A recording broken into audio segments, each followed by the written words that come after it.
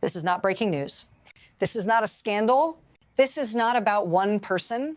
This is about a system, fragile in its strength, buckling under its own weight. A quiet, almost unnoticed collapse unfolding in real time, leaving a trail of dissonance in its wake. A moment when those entrusted with the highest stakes failed to carry the weight of their responsibilities, and the illusion of control, the one so carefully maintained, began to crack. It's a chilling thought that the most powerful office in the world, with its immense resources and structure, could be left scrambling to hold itself together. The only question that matters now is what happens when that facade shatters? Asterisk, asterisk, stay with me.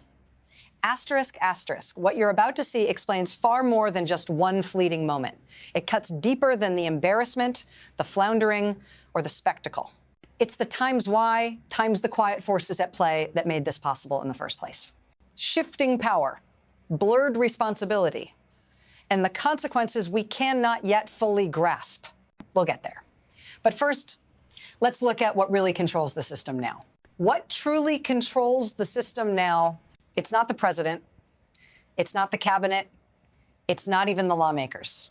It's a network of unseen forces, institutional inertia, corporate interests, and a media ecosystem that thrives on spectacle, not substance.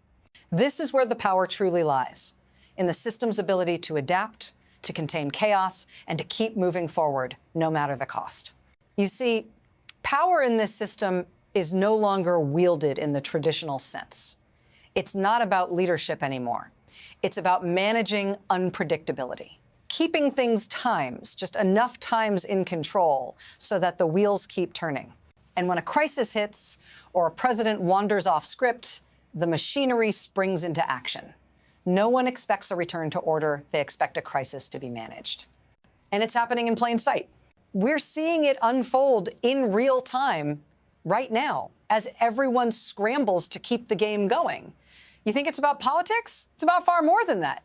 It's about the structure designed to weather times, anytime storm, whether or not the leader at the top is fit to steer. But there's one shift, a quiet one, that's happening just beneath the surface. One that you may not even notice until it's too late. There's something far more dangerous than a single moment of failure.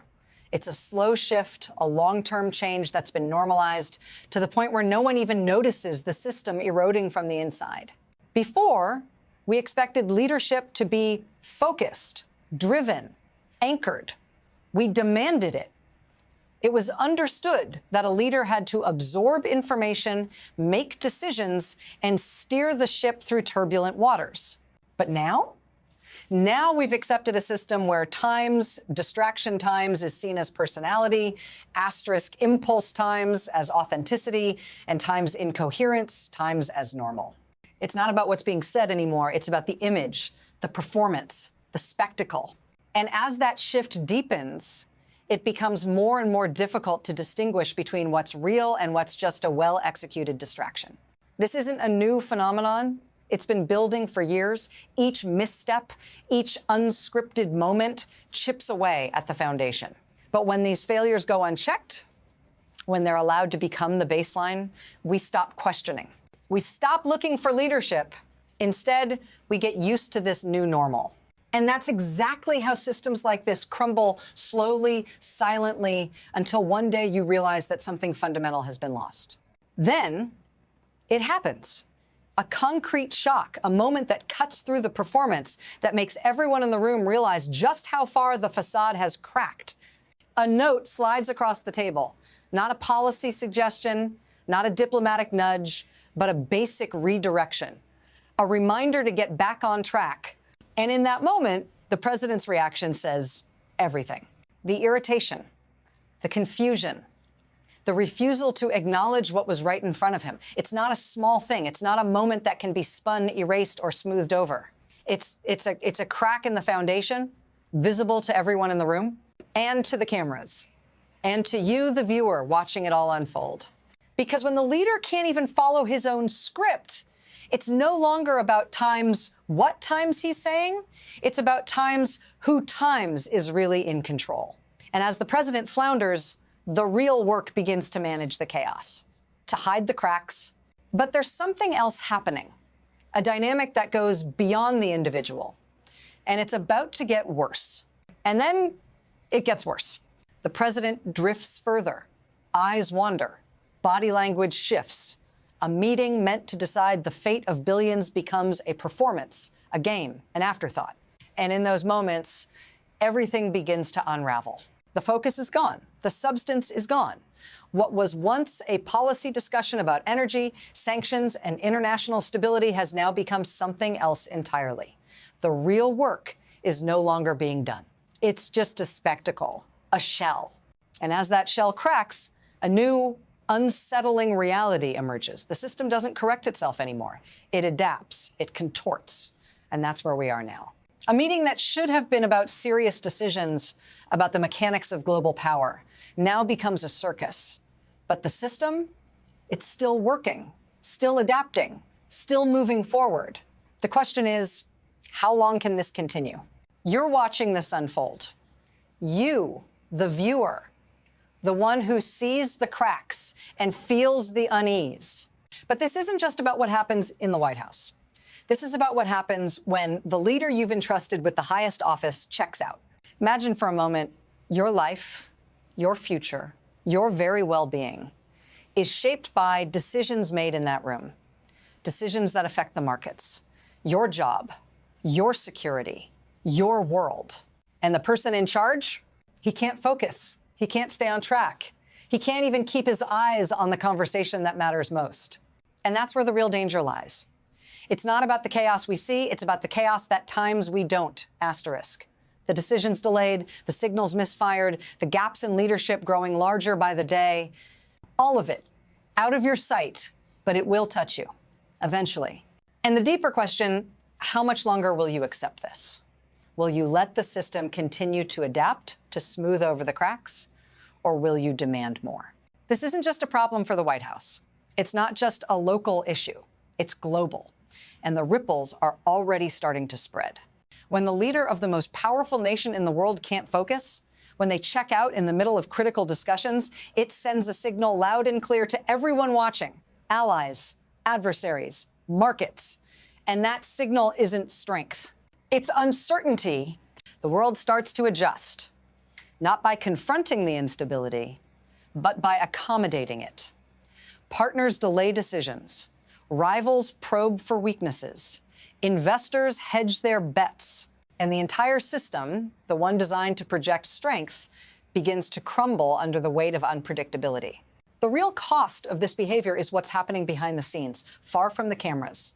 In the shadows, everyone is recalculating. No one is willing to act with certainty.